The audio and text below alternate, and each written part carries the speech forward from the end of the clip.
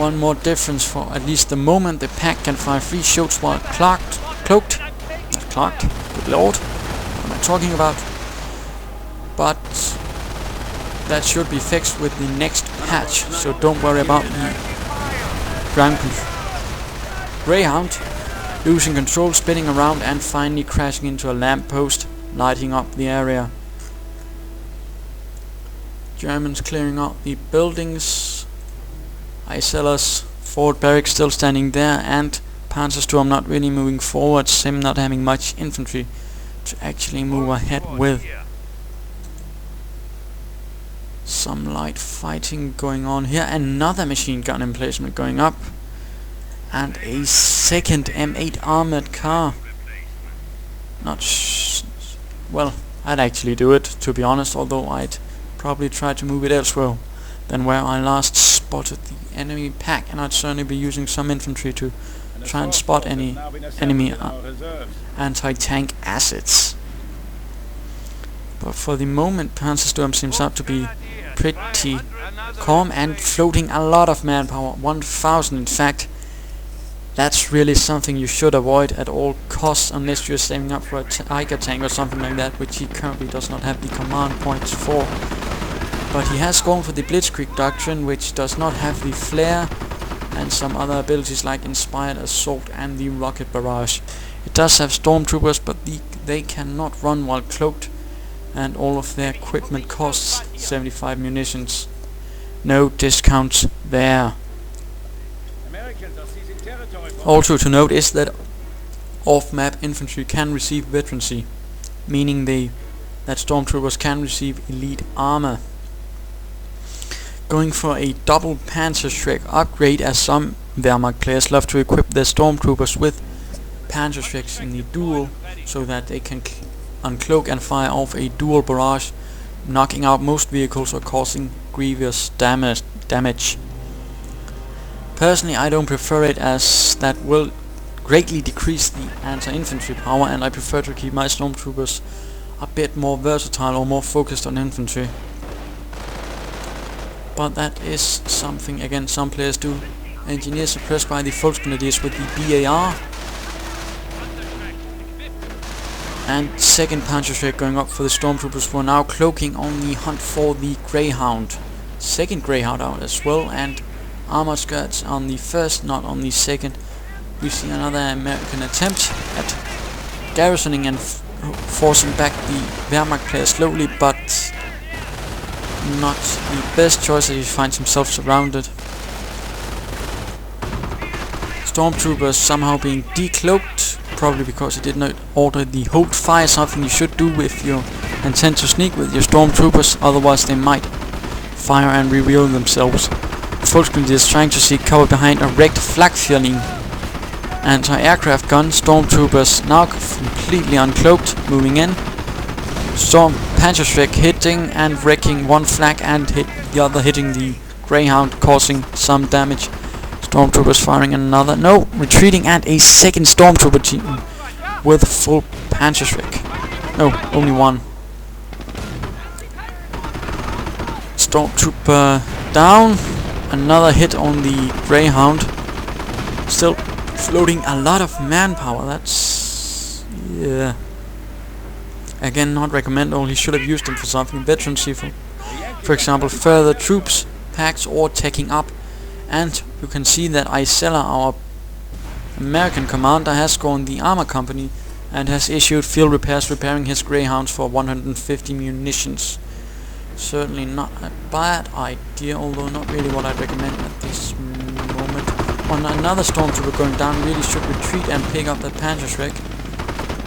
The other team being suppressed by the machine guns, grabbing the Panzerschreck, but should consider retreating now before they suffer heavy losses. Damage ending on the Greyhound. Increased speed is the third Greyhound moving in. Now preying like a wolf pack on the Stormtroopers, who are now retreating. From what division though? I'd probably guess 2nd SS Das Reich. Possibly.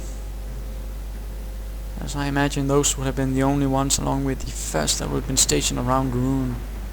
Well, I suppose the 12th So, well, there were in fact a lot of SS divisions on that part of Normandy, although no Americans, just for the fun of it.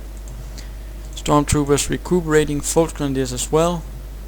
Something going up from the Creek barracks, probably another pack. Slow advance on the front, as we see the headquarters of the forward barracks has been knocked out. MG42 team still covering the center, which the Americans haven't really touched at all. Barbed wire still intact. Americans moving out. Only one rifleman team, 4 Greyhounds and 1 engineer team. Certainly a very imbalanced force, and not a lot to actually capture territory with if it wasn't for the armor company, which allows his armored cars to secure territory. Certainly not a bad idea, but at the same time, so many armored cars. That's only going to end in tears, I tell you that now. Engineers and riflemen moving out slowly. American riflemen trying again with the central point. Coming under fire from the MG42. Suppressed. Continuing to seize the munitions. And now we see an advance by the German infantry pack along with stormtroopers. 3 teams of stormtroopers now, in fact. Certainly highly aggressive, and numerous Panzerschrecks and a pack. So a tank hunter force, or in this case armored car hunter force. Armored skirts going up for all. Engineers moving ahead to conduct repairs at the old runway. And now we see the stormtroopers sneaking ahead. Pack moving up to provide heavier fire support. And we see that the machine gun emplacement on the eastern point is being fired upon from the pack, and the machine gun in a building here from something, I can't read it quite. Pack's being quite good against emplacements, in fact. First Greyhound out, rest of the Greyhounds not moving. Ooh! Second Greyhound just one-shotted as the upgrade for armored skirts was about to be concluded. Second pack, or pack shot for the third Greyhound, almost destroyed. Foot Grenadiers moving out under fire from machine gun emplacements and Greyhounds. Stormtroopers moving out.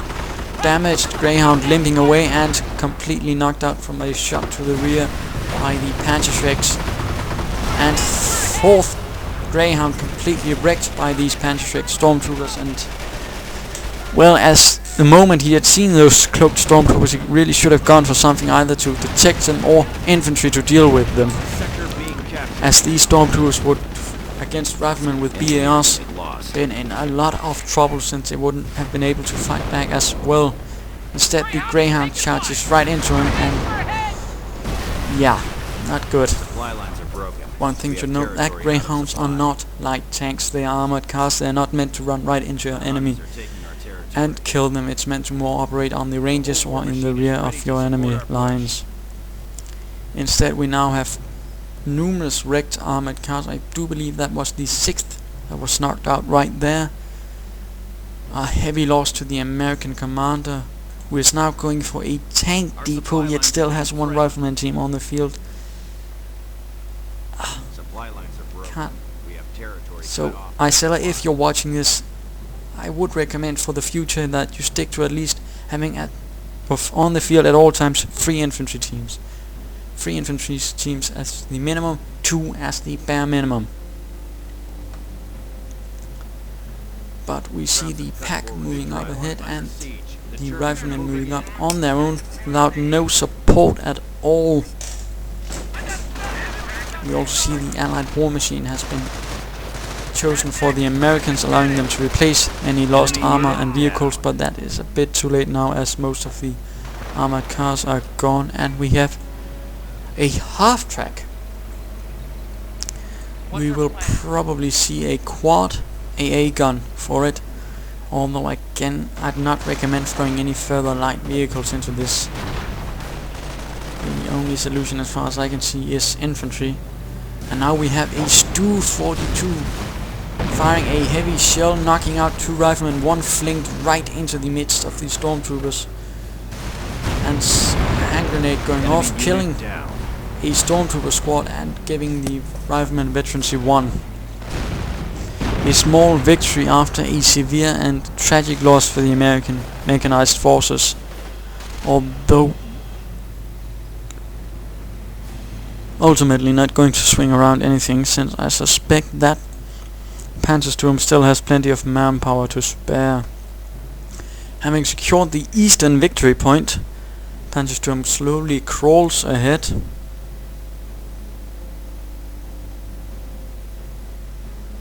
And he really could do with being more aggressive and just standing around and just waiting for something to happen. Really something for you new players.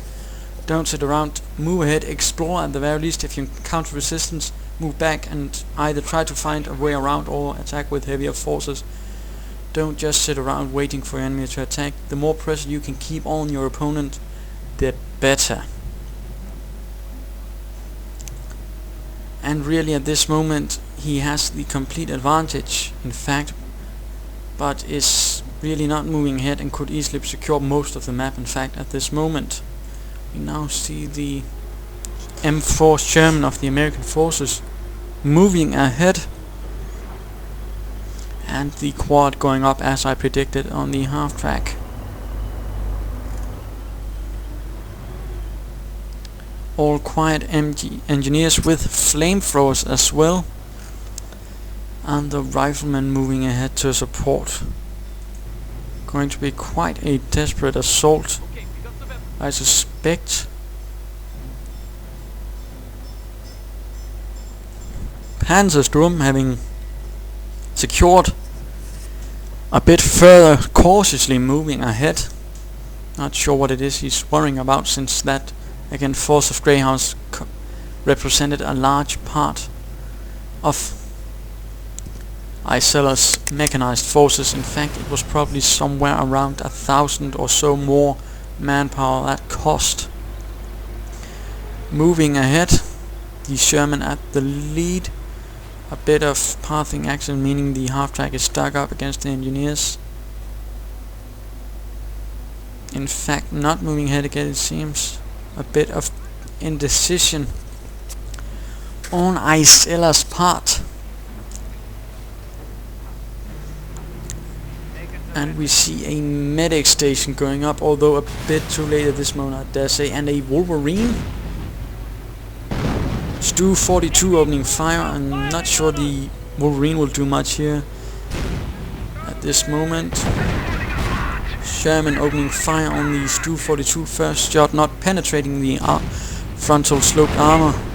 Second shot not penetrating either. Wolverine could have flanked around here, but instead pulls back. A bit weird, since they won't actually be able to suffer much damage from the Stu 42, only the infantry will, but they refuse to engage. Curious. Pack sneaking about on the western flank at the runway.